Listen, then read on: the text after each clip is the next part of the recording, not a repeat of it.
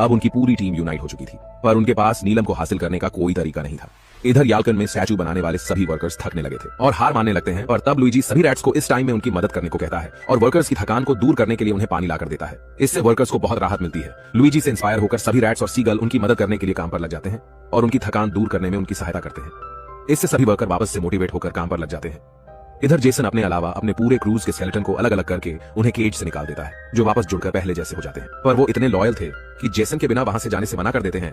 वहीं पैटी को वहां मौजूद खजानों से ट्राइडेंट तैयार करने का आइडिया आता है और वो वहां से अपनी पूरी टीम के साथ कामयाबी हासिल करके अपने आइलैंड वापस लौटने का प्लान बनाती है। ड्रेक और दोनों रैट्स उस रोबोट पर कंट्रोल करने के मिशन पर जाते हैं ताकि उसे कंट्रोल करके वो साइक्लॉप्स का सामना कर सके। और जब यूकिस उन्हें देखता है तो उनके पीछे पड़ जाता है, लेकिन ड्रैक उसे बड़ी ही आसानी से एक ट्रैप में फंसा देता है। इधर सैम और पैटी उन जायंट स्कॉर्पियंस के साथ उस मल्टी हेड ड्रैगन का अंत करने जाते हैं, जहां वो स्कॉर्पियंस उस ड्रैगन के अंत के लिए एक तरकीब अपनाते हैं और उन्हें उन्हीं के एबिलिटी का शिकार बनाकर डिफीट कर देते हैं। इसके बाद वो खजाने का इस्तेमाल करके ट्राइडेंट बनाने की प्रक्रिया शुरू करते हैं और आखिर में बहुत से जेम्स को भट्टी में पिघलाकर पोसाइडन के स्टैचू के लिए एक जायंट चमकदार ट्राइडेंट तैयार कर लेते हैं। पर जैसे ही साइक्लॉप्स को इसका आभास होता है, वो नींद से जाग जाते हैं और उन्हें पैटी और उसके साथियों द्वारा किए गए सारे कारनामों के बारे में पता चल जाता है। इसीलिए वो उनके पीछे पड़ जाते हैं।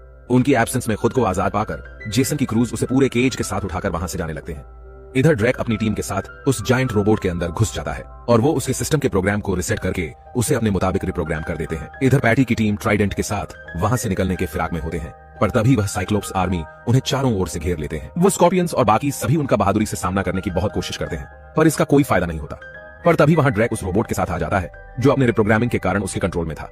उसके इस्तेमाल से वो साइक्लोप्स पर भारी पड़ते हैं, जिस कारण से साइक्लोप्स के लीडर के अलावा बाकी सभी भाग जाते हैं। उतने में जेसन भी अपनी आर्मी के साथ पहुंच जाता है। काम पूरा होने के बाद ड्रैक और उसके साथी रोबोट से बाहर निकल आते हैं और केव में अपने शिप के पास पहुंचते हैं। पर साइक्लोप्स का लीडर मौका पाकर उस रोबोट पर कंट्रोल पाने की कोशिश करता है, लेकिन ड्रैक ने पहले ही इसकी प्लानिंग कर रखी होती है, जिसे ना समझने के कारण वो अपने ही चाल का शिकार हो जाता है। पर फिर भी वो हार नहीं मानता। अपनी हार के कारण वो इतना आउट ऑफ कंट्रोल हो जाता है कि पूरे शिप को तबाह करने लगता है। पर पैटी को पता था कि साइक्लोप्स का सबसे बड़ा दुश्मन सूरज की रोशनी है, इसलिए वो उसी को साइक्लोप्स के अगेंस्ट इस्तेमाल कर देती है, जिससे उसका वही अंत हो जाता है और वो ट्री में बदल जाता है। तभी जेसन के क्रूज उसे लेकर वहां पहुंच जाते हैं। जेसन अपने सामने चमकदार ट्राइडेंट को देखकर बहुत खुश होता है। इसके बाद सभी उस जगह को छोड़कर अपने आइलैंड की ओर निकल जाते हैं। दूसरी ओर याल्कन में पोसेइडन प्रकट हो जाते हैं, जो समय पूरा होने का इंतजार कर रहे होते हैं। पर तब ज़्यूस अपनी वाइफ के कहने पर अपने किए का प्रायश्चित करते हैं और जेसन की शिप को समय रहते पहुंचाने में उनकी मदद करते हैं, जिस वजह से जेसन सही समय पर ट्राइडेंट के साथ पहुंच जाता है। पोसाइडन उस ट्राइडेंट को देखकर बहुत खुश होते हैं। अब तक पोसाइडन की स्टैचू भी पूरी तरह से तैयार हो चुकी थी, इसलिए पोसाइडन याल्कन निवासियों के काम से बहुत प्रभावित होते हैं और उनके शहर को वापस से पहले जैसा करके वहां से खुशी खुशी लौट जाते हैं। इस तरह से पैटी के ग्रेट एडवेंचर का सपना भी पूरा हो जाता है और अंत में सब कुछ सही हो जाता है। और इसी के साथ ये मूवी यही एंड हो जाती है।